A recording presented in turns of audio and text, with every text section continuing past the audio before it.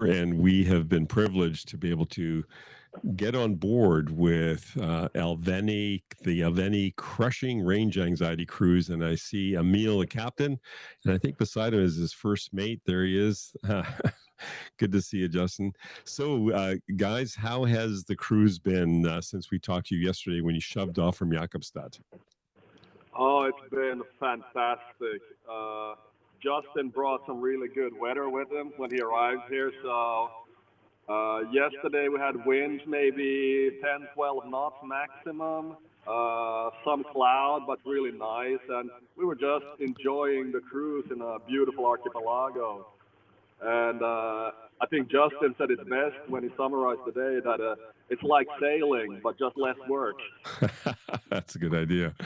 Well, I have to ask you. The most important question is, how was the night? Did you guys find comfortable accommodations, and did you starve, or did you bring along fast food, or what happened? We had booked some really nice accommodation, an old pilot station. But then we got news that there were some new EU regulations that we love. So they were not allowed to rent us any rooms in that building anymore because it doesn't fulfill some fire safety regulation. So fortunately, we had a tent with us as backup and some sausage, and we made a fire. Oh, that's fantastic. Justin, how has the boat been performing? I'm sure with your technical background, you've been looking with interest about how things are going. How's the boat performing? What has the boat performance been like for you? It's been great. I mean, first of all, as a boat itself, the hull is pretty impressive. I mean, I've been on a lot of boats that sort of like wander and tease. At one point yesterday, we had a sort of following sea, and the boat really cracked straight. Wants to go kind of where you pointed, which has been very comfortable. And then, yeah, like Emil said, it really is it's in a way like dating where it's just a safe and really easy. And you don't have to do much work. It's quiet, it's kind of hanging out, relaxing on the water, pointing in the direction, and then sun on the work, take it here. And performance, for solar, like right now, we're consuming between 300 and 400 watts to move the boat, which is like incredibly low amount of power. And yeah, it's great. Well, there's something I need to ask because some of our viewers have been asking about it. When they look at the Sensa Marine tracking, I can understand the nautical miles traveled. We're sitting at just under 57. I understand the battery voltage and speed, but what is G-force? What does that mean? Can either of you two explain what that is? Absolutely. No, we have a G-force sensor in the boat. So, I mean, it just shows like what kind of conditions we're driving in. So if there's a lot of waves, big waves, then you will see spikes in that G-force measurement. That's really just showing if we're driving in flat waters or if it's a lot of waves. Okay, that makes sense. I was thinking maybe this is a Formula One kind of thing, pulling three Gs and going at 5 knots. So just a couple more questions before we let you get back to captaining. But what is the plan for today? I know yesterday you did about 54, 55 nautical miles. What is your plan today? Today we're going about 45 miles. We're headed back north, actually, going towards Jakobstad. And we're going to stop at an island outside of Jakobstad where there's also an old pilot station where we have booked a room, and hopefully they will let us in. so we're hoping for a comfortable bed and a warm sauna when we arrive tonight. Fantastic. One of the things that I thought about yesterday as you shoved off, and you were talking about how your boat is stock. There's nothing special you've done to it. You haven't souped it up so that the performance exceeds spec. But is this what you would consider a typical cruise for one of your customers, or is this like a little bit more extreme? No, this is definitely a little bit more extreme. When we're looking at data from our boats, the average customer doesn't drive this much. Not even commercial customers drive this much with their boats. So this is just showing what's possible to show that there are there are significant margins. You don't have to worry about range or getting back home or anything like that. Yeah. So we're just kind of showing what's possible with this type of boat. And as you cruise, Emil, I mean, you dreamt this boat design up years ago on a piece of paper, and even as a child, some of your experiments. But you're the constant entrepreneur and constant designer. So, are you learning things about your boat and maybe some things that you would like to change or maybe add as features in new designs coming up, or even adding to what you've already done with Amber?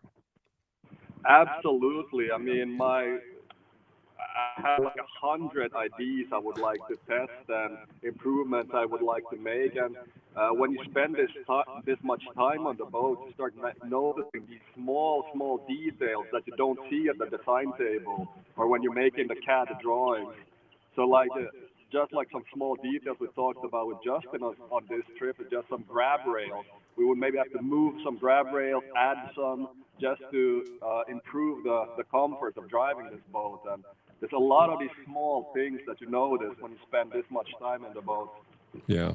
And lastly, Justin, if I could, you've seen enough. You've been on so many electric boats, all kinds of form factors, but just in the time that you've been on the boat, I mean, this is intense for you because you're there 24/7. But what would you say would be sort of a great use case for a boat of this speed and form factor?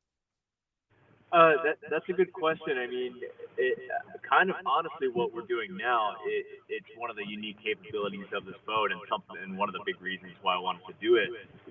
Bruno, this is by far of all the electric boats just smashed the range record for me personally.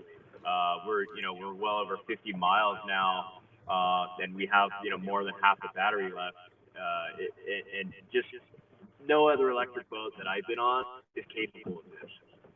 And what we did last night, for me, it was awesome. We pitched a tent, we made a fire out on a remote island somewhere.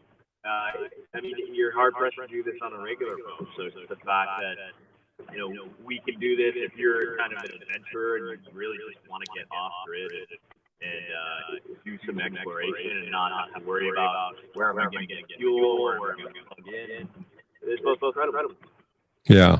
And what about things like, I mean, I'm always concerned about freeboard. And when you're out in the open ocean, I mean, the conditions today look ideal, but I'm sure it can get nasty out there. But how do you feel in terms of, you've sailed all kinds of size of boats, but how do you feel about just how the boat is handling itself? I mean, you did talk about tracking, but what about freeboard and side, the side waves that come? Is it a boat that's really designed for being out in the ocean and being able to handle rougher seas? Yeah, and I would say as far as like the very open ocean, like the Pacific Ocean, the Atlantic Ocean, this is probably not the boat I would pick. But in terms of, let's say, somewhat protected bays, this is a perfect boat. Like yesterday, we were, and I might even take that back because these guys have been in about 2 meter seas, I believe, in this boat, and it handles fine. It's not uncomfortable, not worrisome at all. Basically, the way it's all designed is it has sort of a narrow waterline. So when we hit a wave, it just like right through it. And then if you take any kind of roll or as the bow comes down, the hole in the front flares out. So then you immediately get a lot of pointy stability because it's width. So it's, at no point has it ever felt stable. It's actually very robust. Yeah. Yeah. Well, even, and we'll just close off here, but I'm just thinking about, the fact that Emil is ready to stand behind his product, to bring somebody on board you're looking at this objectively, and to be able to push the limits of a boat like this. It's only going to feed the industry. Other manufacturers can say, how do I extend my range? How do I put boats on the water that I don't have to plug in? Because this range anxiety issue needs to be put to bed. So it's great that you're on board, and it's great that Emil is out there willing to risk his reputation and his brand and doing this. So it's just exciting, and I'm so glad that you guys are out there. Again, I'm envious because I would rather be there than sitting here with Tim. Is it now? It's almost midnight in Vancouver, and in the dark and rain. So it's great that you guys are out there. I wish you guys a nice, safe sail, and hope to check in with you tomorrow. Emil, any closing words? What's for supper tonight? Well, you might see we have our fishing pole with us, so we're aiming for salmon. Fantastic. Well, I know there's always fishing and there's catching, so hopefully you're going to do some catching, not just fishing. All right. Emil, Justin, thank you very much. I wish you all the best, and hopefully you get some good accommodation tonight, and we'll check in with you again in 24 hours. Fantastic. Thank you so much, Bruno. Thanks. Bye-bye. Nice to see you. Bye-bye.